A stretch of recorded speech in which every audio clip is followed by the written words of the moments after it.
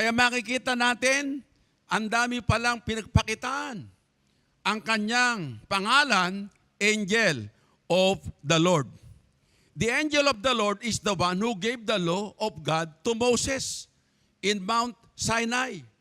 According to Saint Stephen, when he was delivering the message to the people, sinabi ni Stephen, yung nakita, yung anghel, kasama ni Moses to. Let us read that.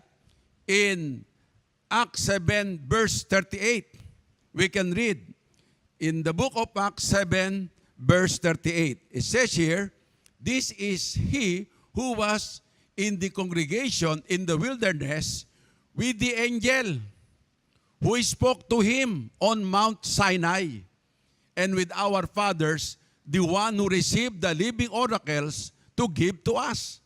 Ito yung Moses na naroon sa iglesia. Sa King James Version yan church in the wilderness. Ano ang sabi? Ito yung anghel ng ito yung Moses na kasama ng anghel ng Panginoon na nagsalita sa kanya. Sino ba yung nagsalita kay Moses? Ano ang kanyang title? Angel of the Lord. Take note, ang angel dito, capital letter. Because that is one of the titles of God in the Old Testament, angel of the Lord. At ito palang angel of the Lord, ito ang nagsalita kay Moises at ito ang nagbigay kay Moises ng kautusan. That's why we must read Exodus chapter 19 and we are going to read 1 up to verse 3. In the third month after the children of Israel had gone out of the land of Egypt, of the same day they came to the wilderness of Sinai. For they had departed from Rephidim and had come to the wilderness of Sinai and camped in the wilderness. So Israel camped there before the mountain. And Moses went up to God, and the Lord called to him from the mountain, saying, thus you shall say to the house of Jacob, tell the children of Israel. Ito ang sasabihin mo sa anak ni Israel.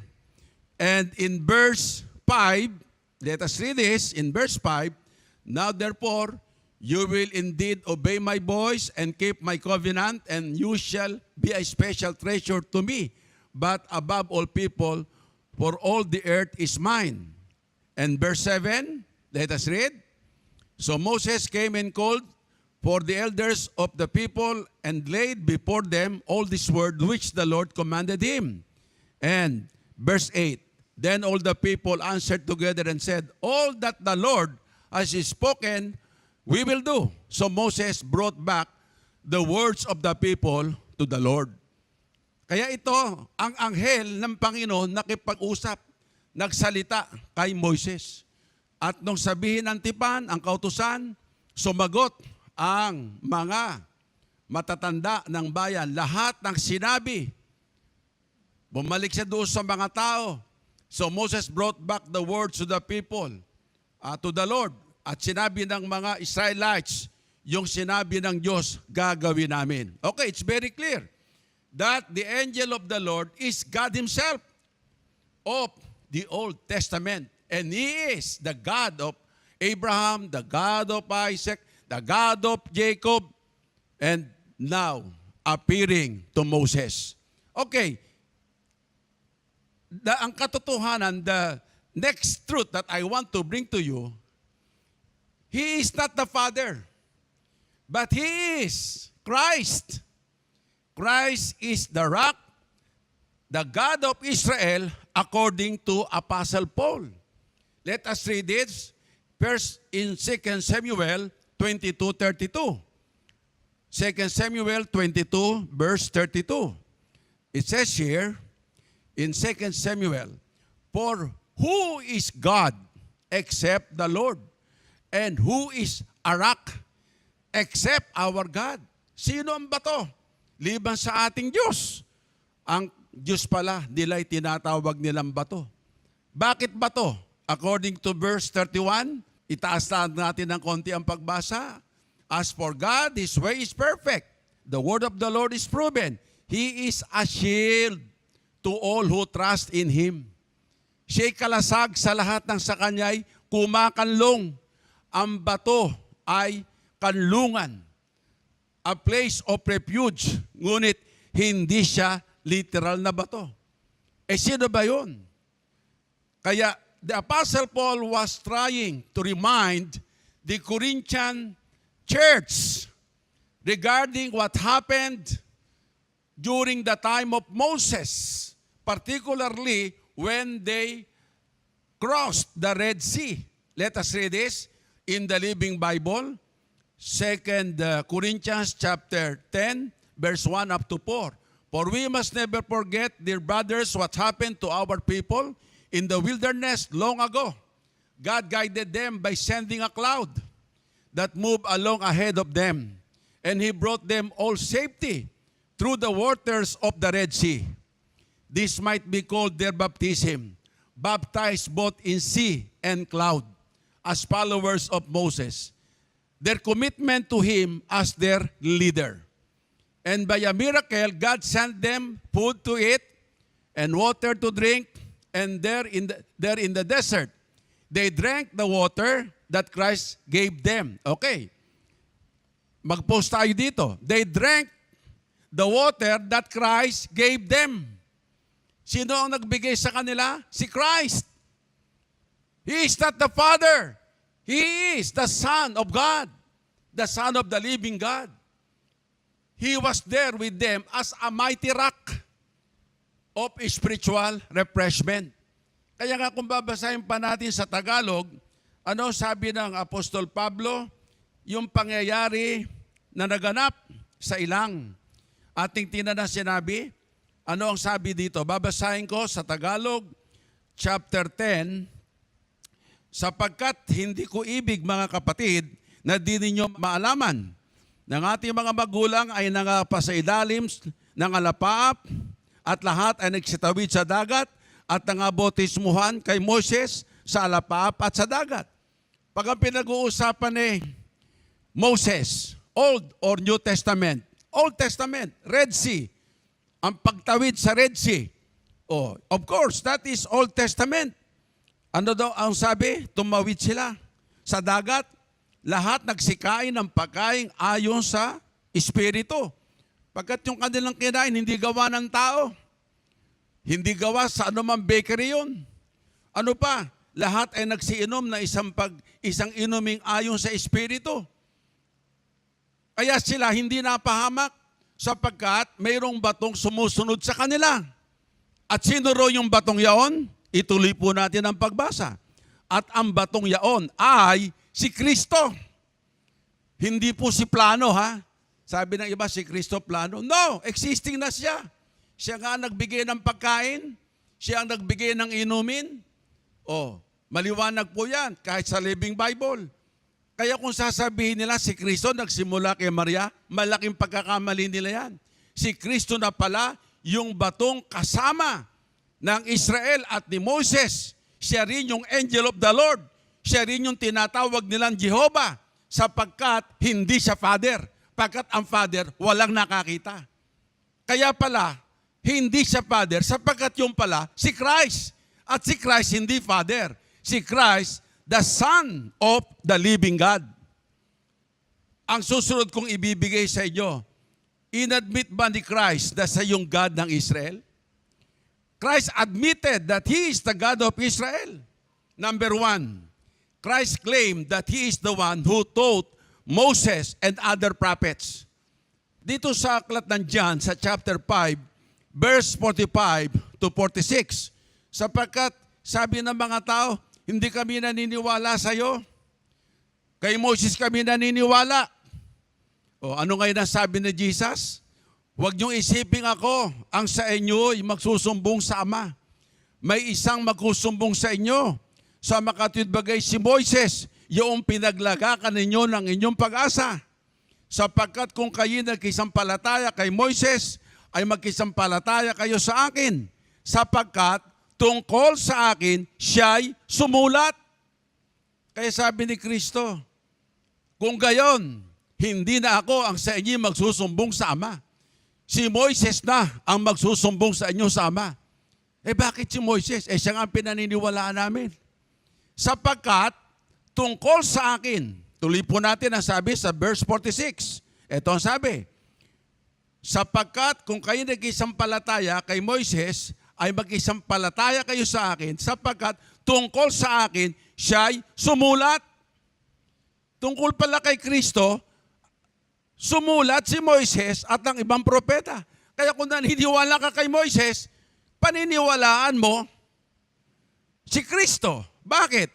Ang laman ng sulat ni Moises at ng ibang propeta ay si Kristo. Sino naman nagturo sa kanila? O tingnan natin. Let us see this in Luke chapter 24, verse 25 to 26. Luke 24, 25 to 26. At sinabi niya sa kanila, o mga taong haling, at makukupad ang mga puso mag-isampalataya sa lahat ng salita ng propeta. Hindi baga kinakailangang si Kristo ay maghirap na mga bagay na ito at pumasok sa kanyang kaluwalhatian? At magmula kay Moises at sa mga propeta, ipinaaninaw niya ni Kristo sa kanila ang mga bagay tungkol sa kanya sa lahat ng kasulatan.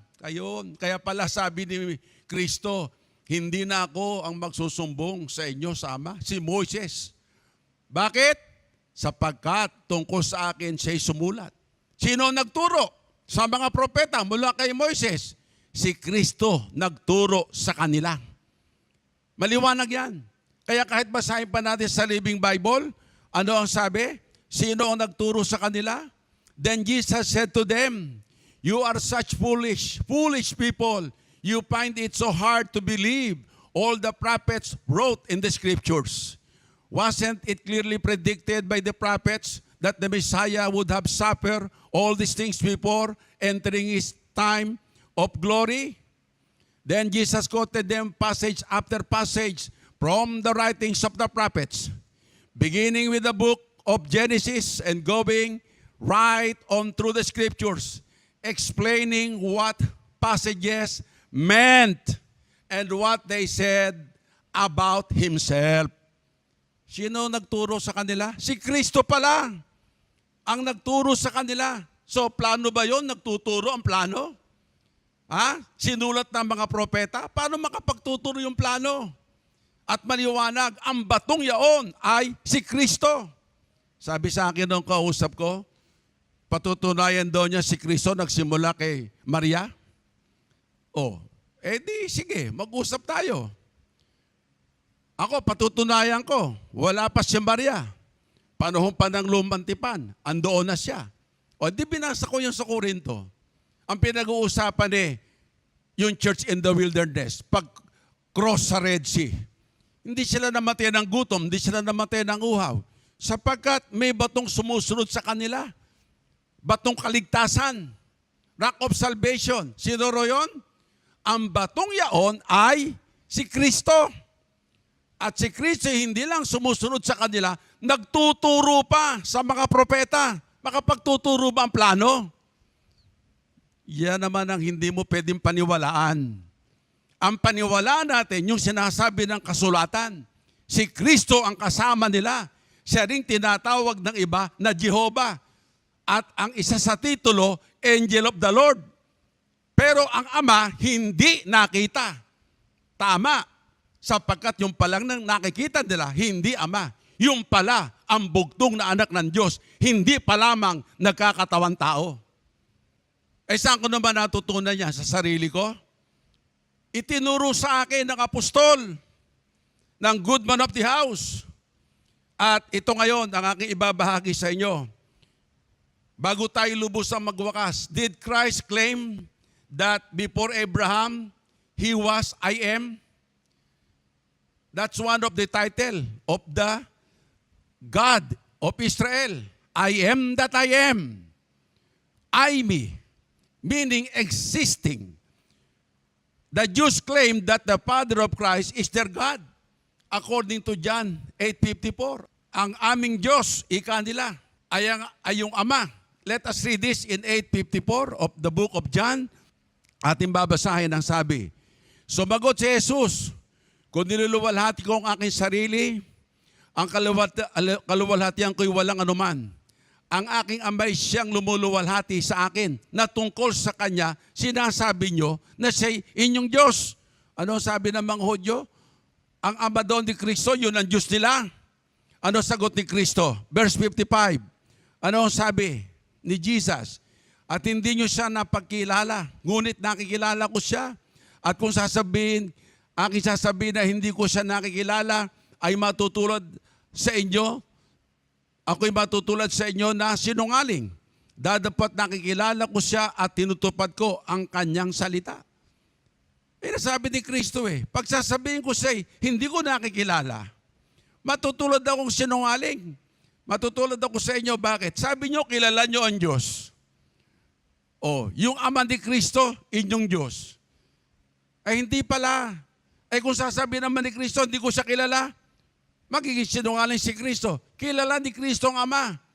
Bakit? Sinong pinag-uusapan dito? Yung palang kanilang sinasabing Ama, na kanilang Diyos, na siyang Ama ni Kristo, ay hindi pala Ama yun. Sino yun? Kung hindi yun ang Ama, yun ay si I am. At sino si I am? Ating tingnan ang sabi sa John 8:55. Ang sabi ng salita ng Diyos ay ito po ang pahayag ng banal na kasulatan. Itutuloy po lamang natin yung mga verses, sapagkat diyan po ay maliwanag kung sino ang tinutukoy na I am. Ang sabi rito sa verse 58, simulan ko dito sa 57, sinabi nga sa kanya ng mga Hudyo, wala kang pang 50 taon, nakita mo si Abraham? Pagkat yan ang sabi, nakita ni Abraham ang aking araw at natuwa. At ngayon sabi? Sinabi sa kanya ni Jesus, katotohanan sinasabi ko sa inyo, bago ipinanganak si Abraham, ay ako nga. The God of Israel is Christ, who was, I am. At sa Exodus 3:13-14, sinugo ako sa inyo, ako nga. Si ako nga ay si Christ, not the Father. In conclusion, the angel of the Lord, they named Jehovah, is Christ, not the Father. At yun namang nagsasabing si Kristo nagsimula lamang kay Maria, napakalaking pagkakamali. Napakalaking paglaban sa kasulatan yun. Laban sa sulat ng mga propeta at sa sinasabi ng mga propeta. Laban sa sinasabi ni Kristo. Because I am means exist. I me. Si Kristo pala'y nag-e-exist na. At kung tutuusin, hindi pa lamang sa panahon ng lumang tipan, wala pang nilalang. In the beginning was the Word, and the Word was with God, and the Word was God. Together with the Father is His begotten Son. At sabi sa John 1:14, nagkatawan tao ang berbo, pagkat hindi siya tao. Ang kanyang kalikasan, kagaya ng kanyang ama, ay Diyos. Ngunit nakitulad sa mga tao. I want to remind you, ang buhay na walang hanggan ay ang makilala ang Diyos na tunay. At hindi siya makikilala ng kung sino. Ang nakakilala sa Ama, ang anak. Ang nakakilala sa anak, ang Ama. At yung ibiging pagpahayagan ng anak. Kaya pag magpakahayag sa iyo, ang Ama, makikilala mong anak. Pag magpakahayag sa iyo, ang anak, makikilala mong Ama. Sino ang pinapahayagan? Ang mga apostol. And we praise the Lord. In the Pentecostal Missionary Church of Christ in the Fourth Watch, we have our living apostle. At gusto ko lamang idagdag ito, Dagdag na lang itong konti. Alam niyo po, hindi ko nababanggitin, pero ito ay textbook ito. Pagkat ito ay theological book. Sa mga Bible school, ano ang kanilang sinasabi? Tingnan nyo lang, Hindi ko nababanggitin kung anong pangalan ng librong ito. Pero kung sisyasatin ako na mainam, ipapakita ko kung anong libro ito. Theological book ito, textbook ito sa maraming mga Bible school. Ano ang sinasabi? Ito po ang sabi sa page 95. we are living in the age of the Spirit. The Old Testament period may be called the age of the Father. The period covered by the Gospels, the age of the Son. From the Pentecost until the second advent of Christ, the age of the Spirit. Yung the Old Testament, age ng Father, yung Father ang naroon, they are absolutely wrong. Ang kasama ng Israel, maliwanag, si Christ. Christ is the rock. Christ is the angel of the Lord. Christ is what they call Jehovah. Christ is not the Father. Christ is the Son of the living God. Hindi pa lang siya nagkakatawan tao. Kaya kung kayo magtuturo, huwag niyong sasabihin, inyo yan. Yung ibang mga bulaan, huwag niyong sasabihin inyo yan. Sabihin niyo talaga ang totoo. Ito yung natutunan niyo sa Fourth Watch. Pagkat yan ang doktrina ng Fourth Watch. Pero ito binasa ko sa inyo. Ang theological books ng maraming Bible school, ang Old Testament, age ng Father. Pero hindi pala Father yun. At marami nagpa-Father na religion sa God ng Old Testament. Ang Pentecostal, Missionary, Church of Christ in the Fourth Watch, ang katuruan, yung God of Israel, na siyang kasama ng Israel nation, particularly ni na Moises at nagturo sa mga propeta, si Kristo na yun. Salamat sa Diyos. Now we are going to pray and we must praise the Lord that we belong to the true church, that having the true doctrine, that is through the teaching of the good man of the house. And we must be grateful to God that we have the good man of the house. We must be thankful to Him. Let us pray. Father God, we thank you for giving us the right teachings and the right doctrines. Especially the knowledge of the Father and the Son. Because when we have the knowledge, the true knowledge of the Father and the Son, according to the word of our Lord Jesus Christ, that is eternal life. Father, we thank you because you have brought up us in the true church. You have bring us in the true church. And we thank you, Father, because this is more than riches, this is more than wealth. Because to obtain eternal life is cannot be compared to any material things in this world. Salamat po sa iyo, Ama. Salamat sa mga katotohanan at papagtibayin mo ang iyong mga anak. At ang katotohanan ito'y magliwanag pa sa ibang nasa kadiliman. We thank you, Father. May you call those other people who are in the wrong faith to be in the true faith. Thank you, Father, and this is our prayer in the name of Jesus, the Son of the living God. Amen.